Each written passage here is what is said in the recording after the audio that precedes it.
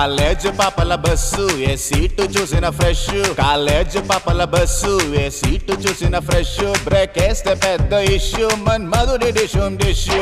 చింతాక్ తక్ చితాక్ చితాక్ చింతాక్ తక్ తా, చింతాక్ తక్ చితాక్ చితాక్ చింతాక్ తక్ తా.